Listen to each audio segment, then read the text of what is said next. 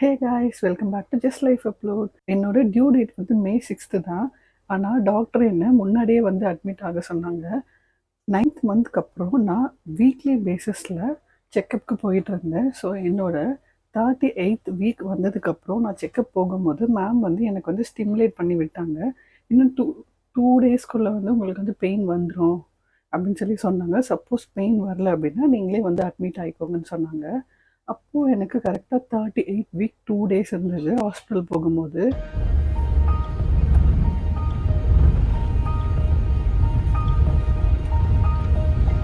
எதுக்காக எனக்கு வந்து பெயின் வராமே வந்து அட்மிட் ஆக சொன்னாங்க அப்படின்னா, நான் வந்து ஆல்மோஸ்ட் 38 வீக்ஸ் தாண்டிட்டேன். அண்ட் பேபியோட வெயிட் பார்த்தீங்க அப்படின்னா 3 கேஜி இருந்தது நான் லாஸ்ட்டாக செக் பண்ணும்போது. அண்ட் வீக்லி பேசிஸில் நான் செக் பண்ணும்போது வாட்டர் லெவல்லேருந்து எல்லாமே வந்து எனக்கு வந்து மெயின்டைன் ஆகிட்டு வந்துருந்தது. சரி, ஓகே, 38 வீக்ஸ் தாண்டிட்டோம், இதுக்கப்புறம் எப்போனாலும் பெயின் வரலாம், பெயின் வரனால நம்ம இன்டியூஸ் பண்ணி பேபி எடுத்துடலாம், 3 கேஜி இருக்குது, இதுக்கு மேலே போயிட்டா வந்து மேபி டெலிவரி கஷ்டமாகலாம் அப்படின்னு சொன்னதுனால தான் நான் வந்து போயிட்டு அட்மிட் ஆனேன். நான் ஃபுல் மைண்ட் செட்டும் வந்து நார்மல் டெலிவரின்ற ஐடியாவில் தான் போயிருந்தேன். அண்ட் நான் வெயிட் பண்ணி பார்த்தேன், எனக்கு பெயின் எதுவுமே வரல. ஸோ நானே டைரெக்டாக போய் அட்மிட் ஆகிட்டேன். அட்மிட் ஆகிட்டு காலையில் நான் ஹாஸ்பிட்டல் போகும்போது ஃப்ரைடே மார்னிங் ஒரு அரௌண்ட் 8:30 இந்த மாதிரி போனேன். ஸோ போயிட்டு அட்மிட் ஆகி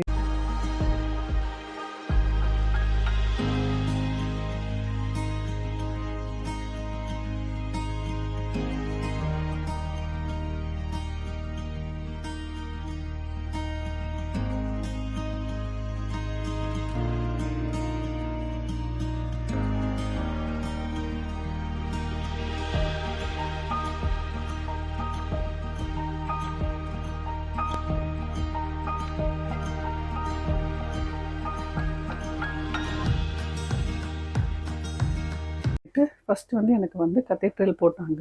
லைக் ஒரு டியூப் மாதிரி இருக்கும் இல்லையா, அதை வந்து இன்செர்ட் பண்ணாங்க.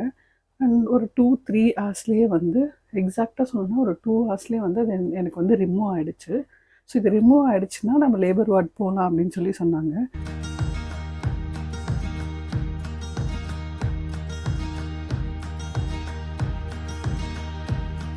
கத்தீட்ரல் ரிமூவ் ஆகி நான் வந்து லேபர் வார்ட் போயிட்டேன். லேபர் வார்ட் போயிட்டு அங்கே ஒரு ஃபியூ ஹவர்ஸ் வந்து நான் வெயிட் பண்ணிகிட்டு இருந்தேன். அதுக்கப்புறம் டாக்டர் வந்து எனக்கு வந்து ஜெல் வச்சாங்க.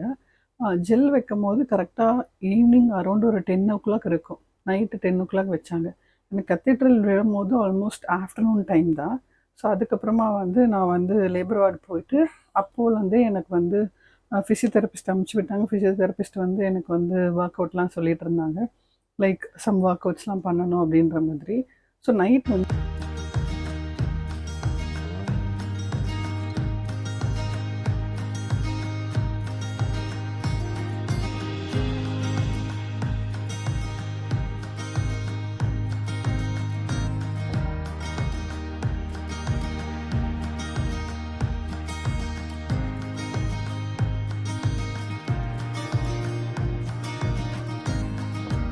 அரௌண்ட் ஒரு 10 o'clock வந்து எனக்கு வந்து ஜெல் வந்து வச்சாங்க.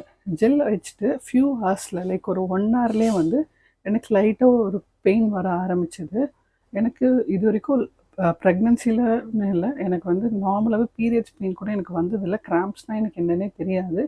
ஸோ எனக்கு கன்ட்ரக்ஷன் ஆகிறதுமே எனக்கு வந்து தெரியாமல் தான் இருந்தது.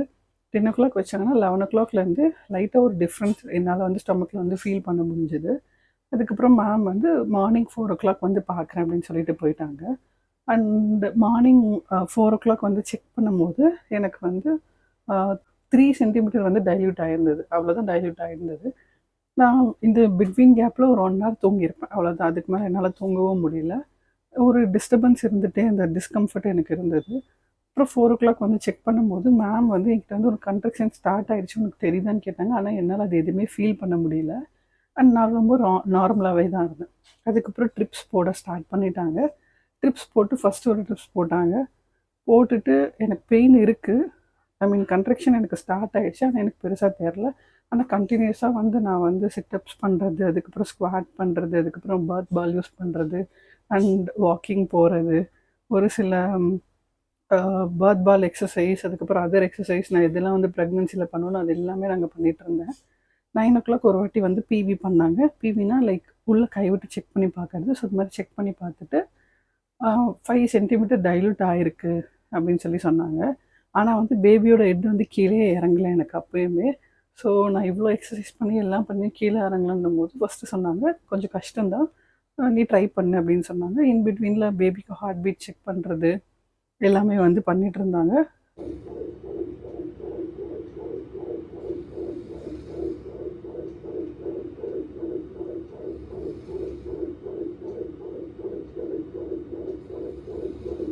எல்லாமே வந்து நார்மலாக தான் இருந்தது. ஸோ நான் மேபி நான் இன்னும் கொஞ்சம் டைம் ட்ரை பண்ணுறேன் அப்படின்னு சொல்லியிருந்தேன். அப்போது டைம் அரௌண்ட் ஒரு மார்னிங் 9 இருக்கும். அதுக்கப்புறமா வந்து இன்னொரு டாக்டர் வந்து எனக்கு செக் பண்ணாங்க. செக் பண்ணிவிட்டு ஓகே 6 சென்டிமீட்டர் வந்து டைல்யூட் ஆகிடுச்சு. அவங்க வந்து செக் பண்ணும்போது 10 இருக்கும். 6 சென்டிமீட்டர் டைல்யூட் ஆகிடுச்சு, ட்ரை பண்ணலாம். சர்விக்ஸுமே வந்து உங்களுக்கு வந்து சாஃப்டாக தான் இருக்குது அப்படின்னு சொன்னாங்க. அண்ட் அதுக்கப்புறமா நான் வந்து 10 மேலே ட்ரை பண்ணிகிட்டு இருந்தேன். ஸோ இதே மாதிரி ஒர்க் அவுட்ஸ் எல்லாமே பண்ணிகிட்டு இருந்தேன். எனக்கு வந்து ஸ்ட்ராங் கன்ட்ரக்ஷன் வரல. ஸோ செகண்ட் இதுவுமே வந்து எனக்கு வந்து போட்டாங்க. அண்ட் அதுக்கப்புறமே ஸ்ட்ராங்காக எனக்கு கன்ட்ரக்ஷன் வரல. செகண்ட் இது போட்டு அதுவுமே நான் வந்து கொஞ்சம் தூரம் வந்து எக்ஸசைஸ் அதுக்கப்புறம் வாக்கிங் எல்லாம் பண்ணி பயங்கர டயர்ட் ஆகிட்டேன். ஆல்மோஸ்ட் ஒரு 12:30 1 இருக்கும்போது எனக்கு வந்து தேர்ட் இது போட்டோன்னா பயங்கரமாக வந்து கன்ட்ரக்ஷன் வந்து எனக்கு ஃபீல் ஆகிடுச்சு. நானே வந்து ஸ்பீடாக வாக் பண்ணுறது அதுக்கப்புறம் வந்து ஸ்குவாட் பண்ணுறது எல்லாமே பண்ணேன். நான் அவ்வளோ ஒர்க் அவுட்ஸ் பண்ணுறேன், எக்ஸசைஸ் பண்ணுறேன், ஸ்குவாட் பண்ணுறேன், எல்லாமே பண்ணுறேன். நான் பயங்கர ட்ரைன் அவுட் ஆகிட்டேன். ஒரு ஸ்டேஜ்க்கு மேலே எனக்கு வந்து 8 சென்டிமீட்டர்லாம் டைல்யூட் ஆகிடுச்சின்னு சொல்லும் போதெல்லாம் நான் வந்து இல்லை இதுக்கு மேலே என்னால் முடியல, எனக்கு ஃபுல்லாக எக்ஸாஸ்ட் ஆகிடுச்சு அப்படின்னு சொல்லிட்டு ஆனாலுமே வந்து நான் வந்து சி செக்ஷன் பற்றி யோசிக்கல. நான் என்ன சொன்னேன்னா நீங்கள் ஏதாவது பண்ணி மேபி நீங்கள் எனக்கு புஷ் ஏதாவது பண்ணியாச்சு, எனக்கு வந்து பேபி வந்து எடுத்து விடுங்கன்ற மாதிரி சொல்லியிருந்தேன். ஆனால் அப்படிலாம் எதுவும் பண்ண முடியாது, நீங்கள் ட்ரை பண்ணுங்கள், இன்னும் 2 சென்டிமீட்டர் டைல்யூட் ஆகணும்னு சொன்னாங்க. எனக்கு 8 சென்டிமீட்டர் இருக்கும்போது அரௌண்ட் ஒரு 12 இருக்கும். அதுக்கப்புறமா வந்து நான் வந்து ஒர்க் அவுட்லாம் பண்ணி நிறைய ஸ்குவாட் பண்ணேன். ஹெவி ஸ்குவாட்ஸ்லாம் பண்ணதுக்கப்புறம் டக் வாக்லாம் பண்ணேன். அதெல்லாம் பண்ணதுக்கப்புறம் 10 சென்டிமீட்டர் வந்து அரௌண்ட் 1 வந்து டைல்யூட் ஆச்சு. 10 சென்டிமீட்டர் டைல்யூட் ஆகிட்டோன்னே ஒரு பிவி பண்ணிவிட்டு ஓகே இன்னும் 1/2 hour வெயிட் பண்ணலாம் அப்படின்னு சொன்னாங்க. அந்த 1/2 hourக்கு அப்புறமா தான் புஷ் பண்ணுறது எல்லாமே வந்து பண்ணோம். அப்போவுமே வந்து எனக்கு வந்து ஃபுல்லாக வந்து ஓகே ஃபுல் எக்ஸாஸ்ட் ஆகிட்டுமே நான் வந்து சி செக்ஷன் பற்றி யோசிக்கல, நார்மலுக்கு தான் வந்து ட்ரை பண்ணிகிட்டே இருந்தேன். விளாடிட்டு இருந்தேன். 1:30 இருக்கும்போது ஓகே இன்னும் 1/2 hourல குழந்தை பிறந்துடும் அப்படின்ற மாதிரி இருந்தது. அண்ட் திரும்பி வந்து டாக்டர் வந்து செக் பண்ணி பார்க்கும்போது நான் ஆல்மோஸ்ட் லேபர் இதுக்கு போயாச்சு.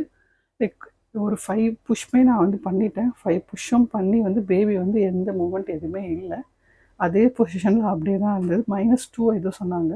ஸோ டைல்யூட் ஆகி வந்து டிசென்ட் ஆகி பேபியோட ஹெட் வந்து கீழே எனக்கு வரல. எனக்கு பெல்விக் நல்லா இருக்குது, சர்விக்ஸ் நல்லா இருக்குது, எல்லாமே நல்லா இருக்குன்றாங்க. ஆனால் வந்து என்னோடய பேபியோட ஹெட் வந்து கீழே வரல. ஸோ அதுக்கப்புறமா நான் என்ன பண்ணேன் அப்படின்னா சரி ஓகே 5 புஷ் பண்ணேன். 5 புஷ் பண்ணியே வரலங்கும் போது டாக்டர் வந்து ஓகே இதுக்கப்புறமா வந்து நம்ம வெயிட் பண்ண முடியாது, ஏன்னா ஆல்மோஸ்ட் நம்ம எல்லாமே ட்ரை பண்ணிட்டோம். 18 hours கண்டினியூஸாக நம்ம வந்து ட்ரை பண்ணியிருக்கோம். இதுக்கு மேலே வந்து நம்ம வந்து வெயிட் பண்ணோம் அப்படின்னா பேபிக்கு ஏதாவது ரிஸ்க் ஆகலாம், இல்லைன்னா மதருக்குமே ரிஸ்க் ஆகலாம். சப்போஸ் பேபி உள்ளே வந்து மோஷன் போயிடுச்சு அப்படின்னா நம்மளுக்கு கஷ்டம் அப்படின்னு சொன்னதுனால சரி ஓகே அப்படின்னு சொல்லிட்டு சி செக்ஷனுக்கு ஓகே சொல்லியாச்சு. அதுக்கப்புறமா அங்கேருந்து என்னை வந்து ஓட்டிக்கு சடனாக எல்லாமே ரெடி பண்ணி ஓட்டிக்கு அமிச்சிட்டாங்க. லாஸ்ட்டாக அந்த 1:30க்கு மேலே வந்து பார்த்துட்டு இல்லை முடியாது அப்படின்னு சொன்னதுக்கப்புறம் எனக்கு ரொம்ப எமோஷ்னலாக இருந்தது. ஏன்னா என் மைண்ட் ஃபுல்லாகவே வந்து நார்மல் டெலிவரிக்கு தருவியாக இருந்தது. சி செக்ஷன் பண்ணோம் அப்படின்னு சொன்னோன்னா ஃபஸ்ட்டு லைட்டாக கொஞ்சம் வந்து யோசித்தேன், எமோஷ்னலாக இருந்தது. ஆனால் அந்த டைமில் வந்து சரி ஓகே இவ்வளோ சொன்னதுக்கப்புறமா ஓகே நம்ம வந்து இல்லை அவங்க சொல்கிறபடி சி செக்ஷனும் பண்ணிக்கலாம், ஏன்னா ஆப்ஷனே இல்லை, ரிஸ்க் ஆகிடும் அப்படின்னு சொல்லும் போது நம்ம என்ன சொல்ல முடியும். ஸோ அதனால் ஓகேன்னு சொல்லியாச்சு. ஓட்டிக்கு ஷிஃப்ட் பண்ணி எனக்கு வந்து ஓகே உங்களுக்கு ஒரு ஒரு 2 இன்ஜெக்ஷன் போட போகணும் அப்படின்ற மாதிரி சொன்னாங்க. ஒரு இன்ஜெக்ஷன் போட்டோன்னே நான் ஆல்மோஸ்ட் வந்து தூங்கிட்டேன், ஏன்னா நான் அவ்வளோ எக்ஸாஸ்ட்டாக வந்து இருந்தேன். அண்ட் செகண்ட் இன்ஜெக்ஷன்லாம் போட்டுட்டு லைக் அப்புறமா வந்து நான் வந்து என்னை வந்து ஓகே ஆப்ரேஷன் ஸ்டார்ட் பண்ணுறோன்னு சொல்லும் போது நான் ஆல்மோஸ்ட் வந்து நான் வந்து கொரட்டை விட்டே தூங்கிட்டேன். அண்ட் பேபி அழுதப்போ தான் எனக்கு வந்து ஓகே குழந்தை பிறந்துச்சு அப்படின்னு இருந்தது. அண்ட் என்கிட்ட வந்து காமிச்சிட்டு இந்த மாதிரி கேர்ள் பேபி அப்படின்னு சொன்னாங்க. நான் ஓகே அப்படின்னு சொல்லிட்டு மறுபடியும் நான் வந்து தூங்க ஆரம்பிச்சிட்டேன். எனக்கு வந்து அந்த ஸ்டிச்சஸ் போட்டதாக இருக்கட்டும், இல்லை கட் பண்ணதாக இருக்கட்டும், உள்ளே க்ளீன் பண்ணதாக இருக்கட்டும், எதுவுமே என்னால் ஃபீல் பண்ண முடியாது. ஏன்னா நான் அவ்வளோ எக்ஸாஸ்டடாக இருந்ததுனால 18 hours லாங் லேபர் வந்து கோ த்ரூ பண்ணதுனால நான் வந்து கம்ப்ளீட்டாக வந்து தூங்கிட்டேன். அண்ட் எல்லாம் முடிச்சுட்டு ஓகே முடிச்சிட்டோம் அப்படின்னு சொல்லி சொன்னதுக்கப்புறமா ஓகேன்னு சொல்லி நான் வந்து எழுந்தேன். அண்ட் அதுக்கப்புறமா தான் எனக்கு வந்து எல்லாமே தெரிய ஆரம்பிச்சது. லைக் என்ன பெட்டு ஷிஃப்ட் பண்ணிட்டு ஓடிலேருந்து என்னை வந்து எஸ்ஐசி கூட்டிட்டு போனது. அப்போ தான் வந்து நான் நார்மலானேன். வெளியே போகும்போது ஆப்வியஸ்லி ஃபேமிலி எல்லாரையும் பார்த்து இதுக்கப்புறமா வந்து ஐசியூக்கு போயாச்சு. ஐசியூவில் போயிட்டு பாப்பாவை பார்த்ததுக்கப்புறமா எனக்கு வந்து ரொம்பவே வந்து ஹாப்பியாக இருந்தது. அம்மா எங்காடி போனேன்னு கேட்டுருந்தா அவள் பாரு தேவா உங்கள் அம்மா வாய்ஸ் நல்லா கேட்குது. இதுக்கு தான் நம்ம இவ்வளோ கோத்ரூ பண்ணோம். எப்படியோ சி செக்ஷனும் நாமளும் பாப்பா நல்லபடியாக இருக்காங்க, நம்ம நல்லபடியாக இருக்கோம் அப்படின்னும் போது ஹாப்பியாக இருந்தது. அந்த ஃபர்ஸ்ட் க்ரை பாப்பா வந்து அழுதோன்னே ஓகே எல்லா பெயினும் இதுக்காக தான் அப்படின்னும் போது கொஞ்சம் ஹாப்பியாக இருந்தது. ஒரு ஸ்மைல் பண்ணேன். அண்ட் அந்த மொமெண்ட் வந்து ரொம்பவே டிஃப்ரெண்ட்டாகவே இருந்தது. அது கண்டிப்பாக எல்லா மதராலையும் ஃபீல் பண்ண முடியும். எஸ்ஐசி போனதுக்கப்புறம் அங்கே போயிட்டு பாப்பா பார்க்கும்போது ரொம்ப ஹாப்பியாக இருந்தது. ஆனால் என்ன ஒரு ரொம்ப பேடான ஒரு ஃபீல் என்னென்னா, நம்ம குழந்தை தான் நம்ம பக்கத்தில் இருக்குது, ஆனால் நம்மளால் தூக்க முடியல அப்படின்னும் போது ரொம்ப ஹர்ட்டிங்காக இருந்தது. ஐ திங்க் அது எல்லா சி செக்ஷன் பண்ண மதராலையும் கோத்ரூ பண்ண முடியும்னு நினைக்கிறேன். என் பக்கத்தில் தான் என் பாப்பா இருக்காங்க, என்னால் பார்க்க மட்டும்தான் முடியுது, என்னால் தூக்க முடியல. அது எனக்கு ரொம்பவே கஷ்டமாக இருந்தது. அவ்வளோ ஹார்ஸ் லேபரும் கோத்ரூ பண்ணி அதுக்கப்புறம் சி செக்ஷன் பண்ணி அந்த பெயின்லாம் கூட எனக்கு பெருசாக வலியாக தெரியல. பாப்பா என் பக்கத்தில் இருக்க, அவள் அழுவுறா, அவளை தூக்க முடியல அப்படின்னும் போது அது ரொம்பவே வந்து கஷ்டமாக இருந்தது. ஜஸ்ட் நான் வந்து பார்த்துட்டு அழுவாத அதெல்லாம் மட்டும் தான் சொல்லிட்டு இருந்தேன். ஸோ அது எனக்கு ரொம்ப எமோஷ்னலாக இருந்தது. எனக்கு பாப்பா வந்து ஆல்மோஸ்ட் ஒரு 3:30 மேலே அப்படி பிறந்தாங்க. ஸோ நான் 4 o'clock அந்த மாதிரி வந்து எஸ்ஐசிக்கு போனேன். எஸ்ஐசியில் வந்து ஒரு நாள் இருந்தேன். அடுத்த நாள் காலையில் வரைக்கும் நான் வந்து எஸ்ஐசியில் இருந்தேன். நைட்டே வந்து சொல்லிட்டாங்க, இந்த மாதிரி காலையில் வந்து உங்களை வந்து நடக்க வைப்போம், அதுக்கப்புறமா வந்து உங்களை வந்து வார்டுக்கு ஷிஃப்ட் பண்ணுவோம் அப்படின்னு சொல்லிட்டு.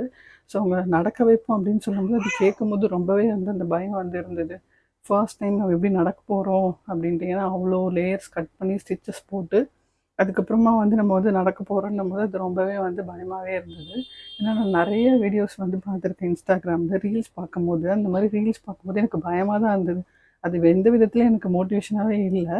ஸோ அந்த மாதிரி ரீல்ஸ் வந்தாலே நான் வந்து ப்ரெக்னென்சியில் வந்து ஸ்கிப் பண்ணிடுவேன், பார்க்கவே மாட்டேன். அண்டு நான் சி செக்ஷன் பற்றி யோசிச்சதே இல்லை. நார்மல் டெலிவரிக்காக தான் எல்லாமே பண்ணிகிட்டு இருந்தேன். பை மிஸ்டேக் எனக்கு சி செக்ஷனாக ஆயிடுச்சு. லைக் ஏதோ ஒரு எமர்ஜென்சினால எனக்கு சி செக்ஷனாக ஆகிடுச்சு. ஸோ அந்த ஃபர்ஸ்ட் வாக் வந்து அவங்க சொன்னதுக்கப்புறம் காலையில் வந்து ஓகே வாக் பண்ணலாம் அப்படின்னு சொல்லும்போது எனக்கு பயங்கர வந்து பயமாகவே இருந்தது. நான் ஏஞ்சி உக்காந்துட்டேன். ஃபஸ்ட்டு சிஸ்டரோட ஹெல்ப் வந்து நான் ஏஞ்சி உக்காந்துட்டேன். ஏஞ்சி உக்காந்துட்டு அதுக்கப்புறமா நான் ஏஞ்சிக்கிறதுக்கு லைக் உட்கார்ந்த பொசிஷன்லேருந்து ஏஞ்சிக்கிறதுக்கு எனக்கு வந்து ஒரு 2 minutes எடுத்தது. கஷ்டப்பட்டு எப்படியோ ஏஞ்சிட்டு வாஷ்ரூம் போயாச்சு. அந்த அந்த விட கொடுமையான ஒரு வாக் எதுவுமே இருக்காது. அண்ட் ஒரு 1/2 hour வந்து வாஷ்ரூமில் இருந்துட்டு ட்ரெஸ் சேஞ்ச்லாம் பண்ணிவிட்டு ஃப்ரெஷ்அப்லாம் ஆகிட்டு திரும்பியும் நடந்து வரும்போது ரொம்பவே கஷ்டமாக இருந்தது. கஷ்டத்தை விட பயமும் சேர்ந்து அதிகமாக இருந்தது. அண்ட் அந்த ஃபர்ஸ்ட் வாக் வந்து ரொம்பவே டிஃபிகல்ட்டு தான். அது எல்லாருமே வந்து கண்டிப்பாக வந்து கஷ்டப்பட்டு தான் கோத்ரூ பண்ணுவாங்க. ஒரு குழந்தைய பெற்றெடுக்கிறதுன்றது ரொம்ப கஷ்டம்னு சொல்லுவாங்கன்றது தெரியும். ஆனால் அதை நிஜத்தில் கோத்ரூ பண்ணும்போது அதோட பெயின் என்னன்றது புரிஞ்சுக்க முடிஞ்சது.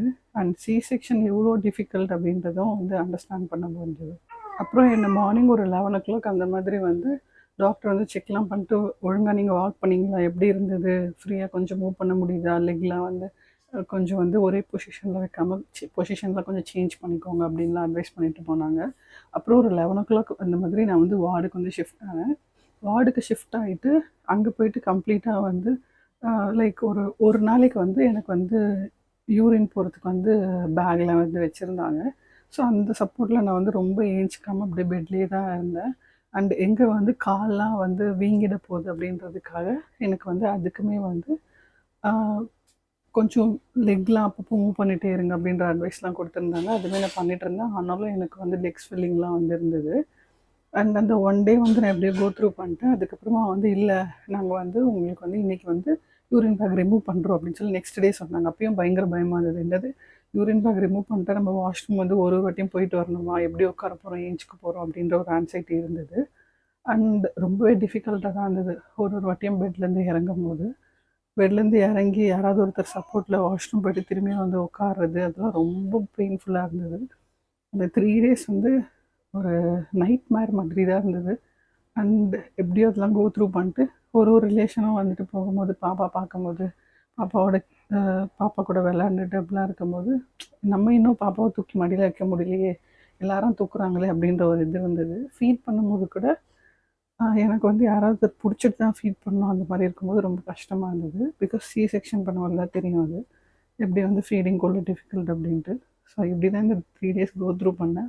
அண்ட் 3rd டேக்கு அப்புறமா வந்து ஓகே நீங்கள் வந்து இன்றைக்கி வந்து டிஸ்சார்ஜ் ஆகிக்கலாம்னு சொன்னாங்க. அப்பா தயவு செஞ்சு விடுங்கடா, நான் வீட்டுக்கு போகிறேன் அப்படின்னு இருந்தது. அண்ட் வீட்டுக்கு வந்துட்டு ஒரு ஆல்மோஸ்ட் ஒரு 1 month கிட்ட வந்து எனக்கு வந்து இந்த பெயின், ஸ்டிச்சஸ் பெயின் அண்ட் யாராவது ஒரு சப்போர்ட்டில் தான் எல்லாமே பண்ணுறது, அதெல்லாம் பண்ணும்போது ரொம்பவே டிஃபிகல்ட்டாக தான் இருந்தது. கமெண்ட் நம்மளுக்கு வந்து பாப்பா வந்து வெளியே வந்ததுக்கப்புறம் டெலிவரி வந்து நம்மளுக்கு வந்து எவ்வளோ தான் கஷ்டமாக இருந்தாலும் நம்ம வந்து பேபி அந்த போஸ்ட்மார்ட்டம்க்கு அப்புறம் நம்மளோட ஃபுல் இது எல்லாமே வந்து பேபி தான் ஃபோக்கஸ் ஆகும். ஸோ எனக்குமே அப்படி தான் இருந்தது. இந்த பெயின், அந்த பாடியை வந்து நம்ம வந்து மூவ் பண்ண முடியாது, எந்த ஸ்ட்ரெச்சஸும் பண்ண முடியாது, யாராவது ஒரு சப்போர்ட்டில் தான் எல்லாமே பண்ணோன்றதுலாம் இருந்தாலும் பாப்பாவை பார்க்கும்போது அது எல்லாமே வந்து மறந்துடுச்சு. இந்த வீடியோ பார்க்குற ப்ரெக்னென்சி மதர்ஸ்க்கு நான் சொல்ல விரும்புகிறது என்ன அப்படின்னு பார்த்தீங்கன்னா, நம்ம வந்து நார்மல் டெலிவரி பண்ணுறோமா இல்லை சி செக்ஷன் பண்ணுறோமான்றது விஷயம் இல்லை. ஹெல்த்தியான மதர் அண்ட் ஹெல்த்தியான பேபி தான் ரொம்ப இம்பார்ட்டன்ட். எண்ட் ஆஃப் த டே மதரும் பேபியும் ஹெல்த்தியாக இருக்காங்களான்றது தான் ரொம்ப முக்கியம். அதனால சி செக்ஷனோ நார்மல் டெலிவரியோ அதை பற்றி வரி பண்ணாதீங்க.